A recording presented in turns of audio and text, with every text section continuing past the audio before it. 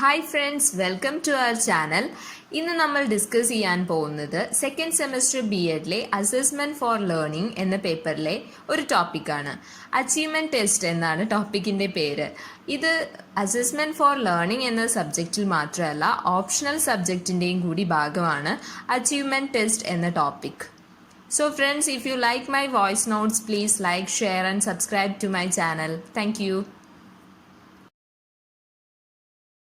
Achievement test. നമ്മൾ ആദ്യം മനസ്സിലാക്കേണ്ടത് എന്താണ് അച്ചീവ്മെൻറ്റ് ടെസ്റ്റ് എന്നാണ്. അച്ചീവ്മെൻറ്റ് ടെസ്റ്റ് നമുക്ക് സിമ്പിളായിട്ട് പറയാം, അതൊരു ക്ലാസ് റൂം അസസ്മെൻറ്റ് ടൂളാണ്. ഓക്കെ, ക്ലാസ് റൂമിൽ കുട്ടികളെ അസസ് ചെയ്യാനായിട്ട് നടത്തുന്ന ഒരു ടൂളാണ് അച്ചീവ്മെൻറ്റ് ടെസ്റ്റ് എന്ന് പറയുന്നത്. ബേസിക്കലി അതൊരു എക്സാം ആണ്, ടെസ്റ്റ് ആണല്ലോ. അപ്പോൾ നമുക്കറിയാം, ക്ലാസ് റൂമിൽ ഒരു ടീച്ചർ ഒരു ടോപ്പിക്, ഒരു സബ്ജക്റ്റ് ടോപ്പിക് ഡിസ്കസ് ചെയ്തതിന് ശേഷം ആ ടോപ്പിക് കുട്ടികൾ എത്രത്തോളം മനസ്സിലാക്കിയിട്ടുണ്ട് എന്ന് ചെക്ക് ചെയ്യാനായിട്ട് ടെസ്റ്റ് കണ്ടക്ട് ചെയ്യും അല്ലേ. അപ്പോൾ അതേപോലുള്ളൊരു ടെസ്റ്റ് തന്നെയാണ് ഈ അച്ചീവ്മെൻറ്റ് ടെസ്റ്റ് എന്ന് പറയുന്നത്. കുട്ടികൾ ആ ടോപ്പിക്ക് അല്ലെങ്കിൽ ആ സബ്ജക്റ്റ് എത്രത്തോളം മനസ്സിലാക്കിയിട്ടുണ്ട്, അല്ലെങ്കിൽ അവരെത്രത്തോളം ആ ടോപ്പിക് അച്ചീവ് ചെയ്തിട്ടുണ്ട് എന്ന് ടെസ്റ്റ് ചെയ്യാൻ നടത്തുന്നതാണ് അച്ചീവ്മെൻറ്റ് ടെസ്റ്റ് എന്ന് പറയുന്നത്. അത് സിമ്പിളായിട്ട് നമുക്കിങ്ങനെ പറയാം, it is a class room assessment tool. Okay, സിമ്പിളായിട്ട് ക്ലാസ് റൂം അസസ്മെൻറ്റ് ടൂളാണ് അച്ചീവ്മെൻറ്റ് ടെസ്റ്റ് എന്ന് പറയാം. കുറച്ചും കൂടി അഡ്വാൻസ്ഡ് ആയിട്ട് നമുക്ക് പറയാം, an achievement test is a test of developed skill or knowledge. Okay, കാരണം എന്താണെന്ന് വെച്ച് കഴിഞ്ഞാൽ അച്ചീവ്മെൻറ്റ് ടെസ്റ്റ് നമുക്ക് വെറുതെ അങ്ങ് നടത്താൻ സാധിക്കില്ല. അതിന് കുറച്ച് പ്രീ ഡിറ്റർമൈൻഡ് ഒബ്ജക്റ്റീവ്സ് ഉണ്ട്, കുറച്ച് ഡിസൈൻ ഉണ്ട്, കാര്യങ്ങളുണ്ട്. അതായത് നമുക്ക് പെട്ടെന്ന് ക്ലാസ് റൂമിലോട്ട് ചെന്ന് നടത്താൻ പറ്റുന്ന ഒരു ടെസ്റ്റ് അല്ല അച്ചീവ്മെൻറ്റ് ടെസ്റ്റ്. അതിന് അതിൻ്റേതായിട്ടുള്ള പ്ലാനിങ് ഉണ്ട്. ആ ടെസ്റ്റിനെ ഒരു ഡിസൈൻ കൺസ്ട്രക്ട് ചെയ്യണം. അങ്ങനെ കുറച്ച് കാര്യങ്ങളുണ്ട് അച്ചീവ്മെൻറ്റ് ടെസ്റ്റിൻ്റെ പുറകിൽ. അപ്പോൾ നമുക്ക് അച്ചീവ്മെൻറ്റ് ടെസ്റ്റിനെ കുറിച്ച് ഒരു സ്പെസിഫിക് ആയിട്ടുള്ളൊരു ഡെഫിനീഷൻ തീർച്ചയായിട്ടും പഠിച്ചു വെക്കണം. ഓക്കെ, നമ്മുടെ ടെക്സ്റ്റിൽ തന്നിട്ടുള്ള അക്കോർഡിംഗ് ടു ഡൗണി ആരുടെയെങ്കിലും ഒരു ഡെഫിനേഷൻ നിങ്ങൾ ഓർത്തിരിക്കണം. Any test that measure the attainments or accomplishments of an individual after a period of training or learning is called an achievement test. വേറെയും ഡെഫിനേഷൻസ് ഉണ്ട്, ഏതെങ്കിലും ഈസി ആയിട്ട് പഠിക്കാൻ പറ്റുന്ന ഒരു ഡെഫിനേഷൻ ഓർത്തു വയ്ക്കുക. ഓക്കെ, നെക്സ്റ്റ് നമ്മൾ ഡിസ്കസ് ചെയ്യാൻ പോകുന്നത് purposes of achievement test. Achievement test നമ്മൾ എന്തിനാണ് കണ്ടക്ട് ചെയ്യുന്നത് എന്ന് നോക്കാം. ഓക്കെ, അപ്പോൾ ഫസ്റ്റ് വൺ പറയുന്നത് assessment of attainment of stated goals and objectives എന്ന് വെച്ചാൽ, നമുക്കറിയാം ഒരു ചാപ്റ്റർ നമ്മൾ ക്ലാസ്സിൽ എടുക്കുമ്പോൾ ആ ചാപ്റ്ററിന് കുറേ ഗോൾസ് ഉണ്ടാവും അല്ലേ. ആ ചാപ്റ്റർ പഠിപ്പിച്ച് തീരുമ്പോൾ കുട്ടികൾക്ക് എന്തൊക്കെ അവരുടെ മനസ്സിലുണ്ടാവണം, അതായത് ആ ചാപ്റ്ററിൽ നിന്ന് അവരെന്തൊക്കെ ഗെയിൻ ചെയ്തിട്ടുണ്ടാവണം എന്നൊക്കെ നമ്മൾ ഓൾറെഡി സെറ്റ് ചെയ്യുന്ന കുറച്ച് ഗോൾസ് ഉണ്ടാവും, ഒബ്ജക്റ്റീവ്സ് ഉണ്ടാവും. അപ്പോൾ ഒരു ടെസ്റ്റ് കണ്ടക്ട് ചെയ്യുമ്പോൾ മാത്രമേ നമുക്ക് അത്തരം കാര്യങ്ങളൊക്കെ മനസ്സിലാക്കാൻ സാധിക്കൂ. ആ ഒരു ചാപ്റ്ററിലൂടെ കുട്ടികൾ എന്തൊക്കെ അച്ചീവ് ചെയ്തിട്ടുണ്ട് എന്നുള്ള കാര്യം, അതാണ് ഇതുകൊണ്ട് ഉദ്ദേശിക്കുന്നത്. Assessment of attainment of stated goals and objectives. നമ്മൾ പ്രീ ഡിറ്റർമൈൻ ചെയ്തിട്ടുള്ള ഗോൾസും ഒബ്ജക്റ്റീവ്സും ഒക്കെ അറ്റൈൻ ചെയ്തിട്ടുണ്ടോ എന്ന് ചെക്ക് ചെയ്യാൻ. രണ്ടാമത്തെ കാര്യം, prepare a basic framework for promotion to the next class. ഒരു പക്ഷേ ഒരു ആനുവൽ എക്സാം ആയിരിക്കാം. അപ്പോൾ ആനുവൽ എക്സാം നടത്തുമ്പോൾ എന്തായാലും ആ ഒരു മാർക്സും കാര്യങ്ങളും ഒക്കെ നോക്കിയിട്ടാണല്ലോ പ്രൊമോഷനും കാര്യങ്ങളും തീരുമാനിക്കുക. അപ്പോൾ അങ്ങനെ ഒരു പർപ്പസിന് വേണ്ടിയിട്ടാവാം അച്ചീവ്മെൻറ്റ് ടെസ്റ്റ് നടത്തുന്നത്. Third one, consider the class performance as a whole. പിന്നീട് ക്ലാസിൻ്റെ ഒരു പെർഫോമൻസ് ലെവൽ മനസ്സിലാക്കാൻ വേണ്ടിയിട്ടായിരിക്കാം.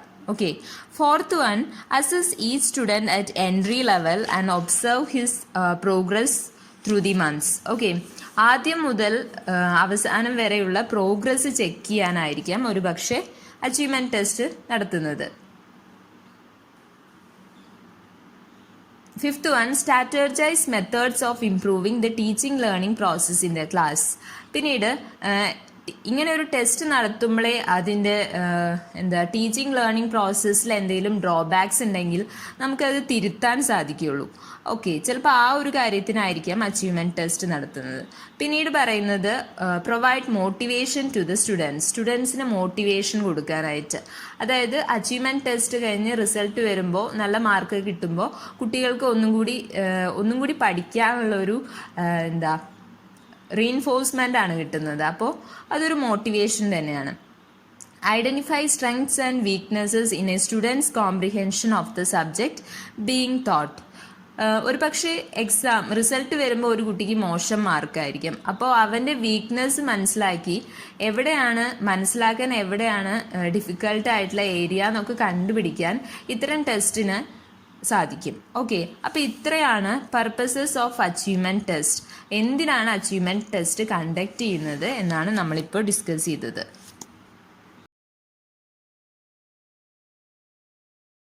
നെക്സ്റ്റ് നമ്മൾ ഡിസ്കസ് ചെയ്യാൻ പോകുന്നത് construction of A good achievement test. ഇപ്പോൾ നമ്മൾ അച്ചീവ്മെൻറ്റ് ടെസ്റ്റ് എന്താണെന്ന് കണ്ടു, അതേപോലെ പർപ്പസ് ഓഫ് അച്ചീവ്മെൻറ്റ് ടെസ്റ്റ് കണ്ടു. നെക്സ്റ്റ് നമ്മൾ ഡിസ്കസ് ചെയ്യാൻ പോകുന്നത് എങ്ങനെയാണ് ഒരു ഗുഡ് അച്ചീവ്മെൻറ്റ് ടെസ്റ്റ് കൺസ്ട്രക്ട് ചെയ്യുക എന്നാണ്. ഓക്കെ, അപ്പോൾ ഈ അച്ചീവ്മെൻറ്റ് ടെസ്റ്റ് കൺസ്ട്രക്ട് ചെയ്യാനായിട്ട് നമുക്ക് 6 സ്റ്റെപ്പാണ് നമ്മുടെ ടെക്സ്റ്റിൽ പറഞ്ഞിട്ടുള്ളത്. ആ സ്റ്റെപ്സ് നിങ്ങൾ തീർച്ചയായിട്ടും ഓർത്തു വെക്കണം. ഓക്കെ, അപ്പോൾ ഫസ്റ്റ് വൺ നോക്കാം, പ്ലാനിങ് ഓഫ് ദ ടെസ്റ്റ്. നമുക്കറിയാം പ്ലാനിങ് ഇല്ലാതെ ഒരു കാര്യവും ചെയ്യാൻ സാധിക്കില്ല. സോ ഫസ്റ്റ് സ്റ്റെപ്പ് എന്തായിരിക്കണം? Planning of the test. Second step preparation of a design for the test. ടെസ്റ്റിന് വേണ്ടിയിട്ടുള്ള ഡിസൈൻ തയ്യാറാക്കുകയാണ് രണ്ടാമത്തെ സ്റ്റെപ്പ്. മൂന്നാമത്തെ കാര്യം preparation of the blue print. Test ഉണ്ടാക്കാനുള്ള ഒരു ബ്ലൂ പ്രിൻറ്റ് നമുക്ക് തയ്യാറാക്കണം. Okay, fourth one writings of test items. Okay, test items എന്ന് പറയുന്നത് ക്വസ്റ്റ്യൻസ് ആണ്. ഓക്കെ, ക്വസ്റ്റ്യൻ പേപ്പർ ഇടുകയാണ്. ക്വസ്റ്റ്യൻ പേപ്പറിൽ നമ്മൾ ടെസ്റ്റ് ഐറ്റംസ് എന്ന് പറയുന്നത് ക്വസ്റ്റ്യൻസ് ആണ്. Fifth one preparation of the scoring key and marking scheme. Okay, fifth വണ്ണിൽ പറയുന്നത് ഓരോ ക്വസ്റ്റ്യനും ആൻസറിന് എങ്ങനെയൊക്കെ മാർക്ക് കൊടുക്കണം, അതേപോലെ അതിൻ്റെ എല്ലാം സ്കോറിംഗ് കീയും റെഡിയാക്കുന്നതാണ് ഫിഫ്ത്ത് സ്റ്റെപ്പ്. സിക്സ്ത് സ്റ്റെപ്പാണ് preparation of question wise analysis. Okay, ഇങ്ങനെ 6 സ്റ്റെപ്പാണ് ഒരു അച്ചീവ്മെൻറ്റ് ടെസ്റ്റ് കൺസ്ട്രക്ട് ചെയ്യാനുള്ള 6 സ്റ്റെപ്സ് എന്ന് പറയുന്നത്. നമുക്കിനി ഈ 6 സ്റ്റെപ്സും ഡീറ്റെയിൽ ആയിട്ട് നോക്കാം. സോ നമ്മുടെ ഫസ്റ്റ് സ്റ്റെപ്പാണ് planning of the test. Okay, നമുക്കറിയാം ഏതൊരു കാര്യം ചെയ്യുമ്പോഴും നമ്മൾ ആദ്യം പ്ലാൻ ചെയ്യണം അല്ലേ. വെറുതെ ഇവിടെ അച്ചീവ്മെൻറ്റ് ടെസ്റ്റിൽ വെറുതെ അങ്ങ് പ്ലാൻ ചെയ്തിട്ടൊന്നും കാര്യമില്ല. വെൽ പ്ലാൻഡ് ആൻഡ് സിസ്റ്റമാറ്റിക് ആയിരിക്കണം. ഓക്കെ, അച്ചീവ്മെൻറ്റ് ടെസ്റ്റ് കൺസ്ട്രക്ട് ചെയ്യുമ്പോൾ ഫസ്റ്റ് സ്റ്റെപ്പ് എന്ന് പറയുന്ന പ്ലാനിങ് വളരെ സിസ്റ്റമാറ്റിക് ആയിട്ട് ചെയ്യേണ്ട ഒരു കാര്യമാണ്. ഓക്കെ, അപ്പോൾ അതിൽ പേപ്പർ സെറ്റർ മനസ്സിൽ വെക്കേണ്ട കുറച്ചും കൂടി ഇമ്പോർട്ടൻസ് കൊടുക്കേണ്ട കുറച്ച് കാര്യങ്ങളുണ്ട്. എന്തൊക്കെയാണ്? പേപ്പർ സെറ്റർ എന്ന് പറയുന്നത് ടീച്ചറാണ്. അതായത് ക്വസ്റ്റ്യൻ പേപ്പർ സെറ്റ് ചെയ്യുന്ന ആളാണല്ലോ ടീച്ചർ. അപ്പോൾ ടീച്ചർ ആദ്യമായിട്ട് മനസ്സിൽ വെക്കേണ്ട കാര്യമാണ് ഇൻസ്ട്രക്ഷണൽ ഒബ്ജക്റ്റീവ്സിന് ഇമ്പോർട്ടൻസ് കൊടുക്കുക. അതായത് ഇൻസ്ട്രക്ഷണൽ ഒബ്ജക്റ്റീവ്സ് നമുക്കറിയാം, ഒരു ചാപ്റ്ററിന് മുന്നേ ആയിട്ട് ആ ചാപ്റ്റർ എടുത്ത് തീരുമ്പോൾ കുട്ടികൾക്ക് കിട്ടേണ്ടതായിട്ടുള്ള കാര്യങ്ങൾ അല്ലേ, അത് നമ്മൾ ഓൾറെഡി പ്രീ ഡിറ്റർമൈൻ ചെയ്യുന്ന കാര്യങ്ങളാണ്. ആ കാര്യങ്ങൾ കുട്ടികളിലേക്ക് എത്തിയിട്ടുണ്ടോ എന്ന് ചെക്ക് ചെയ്യാനുള്ള ക്വസ്റ്റ്യൻസ് ആയിരിക്കണം ക്വസ്റ്റ്യൻ പേപ്പറിൽ ഉണ്ടാവേണ്ടത്. അത് പേപ്പർ സെറ്റർ തീർച്ചയായിട്ടും ഓർത്തു വെക്കണം. രണ്ടാമത്തെ കാര്യം എന്ന് പറയുന്നത് മാക്സിമം ടൈം, അതേപോലെ തന്നെ maximum mark, nature of the test, അതിനൊക്കെ ഇമ്പോർട്ടൻസ് കൊടുത്തിട്ടായിരിക്കണം പ്ലാനിങ് ചെയ്യാനായിട്ട്. ഓക്കെ, അപ്പോൾ നമ്മുടെ ഫസ്റ്റ് സ്റ്റെപ്പ് എന്ന് പറയുന്നത് എന്താണ്? പ്ലാനിങ് ഓഫ് ദ ടെസ്റ്റ് ആണ്. അപ്പോൾ പ്ലാനിങ് എങ്ങനെയായിരിക്കണം? വെൽ പ്ലാൻഡ് ആൻഡ് സിസ്റ്റമാറ്റിക് ആയിരിക്കണം. അതേപോലെ തന്നെ ഇൻസ്ട്രക്ഷണൽ ഒബ്ജക്റ്റീവ്സിന് ഇമ്പോർട്ടൻസ് കൊടുക്കണം. Nature of the test, maximum time, maximum marks, അങ്ങനെയുള്ള കാര്യങ്ങൾക്കൊക്കെ ഇമ്പോർട്ടൻസ്.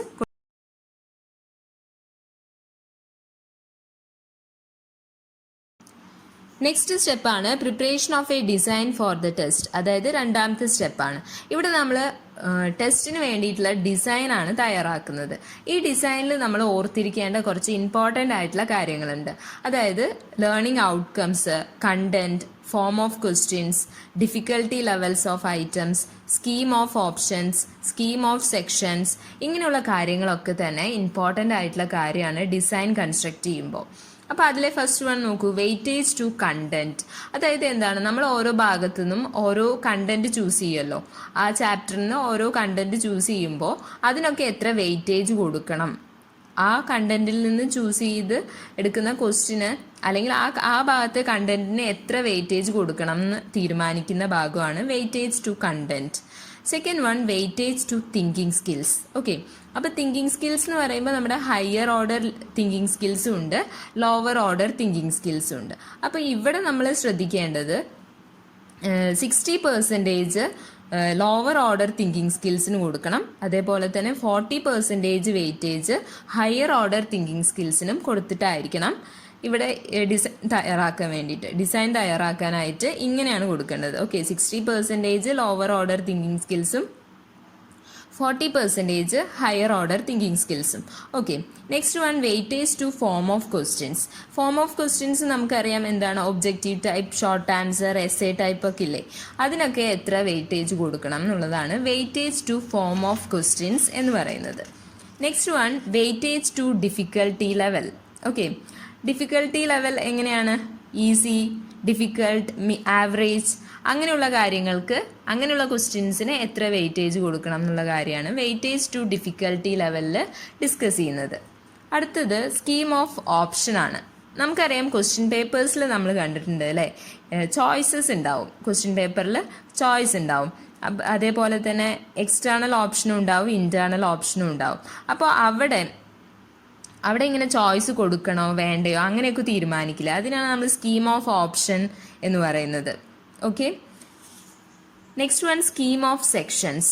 സ്കീം ഓഫ് സെക്ഷൻസ് എന്ന് പറയുന്നത് എന്താണ്, ഒരു ക്വസ്റ്റ്യൻ പേപ്പർ ഇപ്പോൾ ഇങ്ങനെ part A, part B, part C, D ആയിട്ട് അങ്ങനെ തിരിച്ചിട്ടുണ്ടാവുമല്ലോ, അതിനെയാണ് സ്കീം ഓഫ് സെക്ഷൻസ് എന്ന് പറയുന്നത്. അപ്പോൾ ഈ ഒരു ഭാഗം വളരെ ഇമ്പോർട്ടൻ്റ് ആണ്. അതായത് preparation of a design for the ടെസ്റ്റിൽ വരുന്ന കാര്യങ്ങൾ നല്ല ഇമ്പോർട്ടൻ്റ് ആണ്, അത് ഓർത്ത് വെക്കാൻ ശ്രമിക്കുക. തേർഡ് സ്റ്റെപ്പ് എന്ന് പറയുന്നത് preparation of the blue print. Okay, blue print ചെയ്യാൻ പോവുകയാണ് നെക്സ്റ്റ്. ആ ബ്ലൂ പ്രിന്റ് എന്ന് പറയുന്നത് ഒരു 3 ഡയമെൻഷണൽ ചാർട്ടാണ്.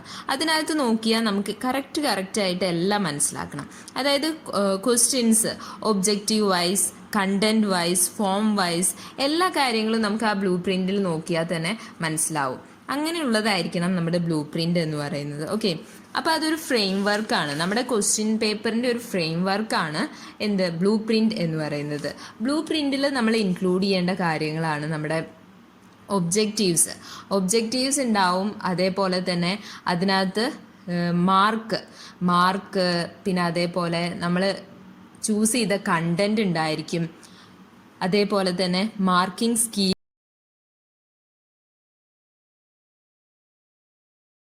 ഫോർത്ത് സ്റ്റെപ്പാണ് റൈറ്റിംഗ് ഓഫ് ടെസ്റ്റ് ഐറ്റംസ്.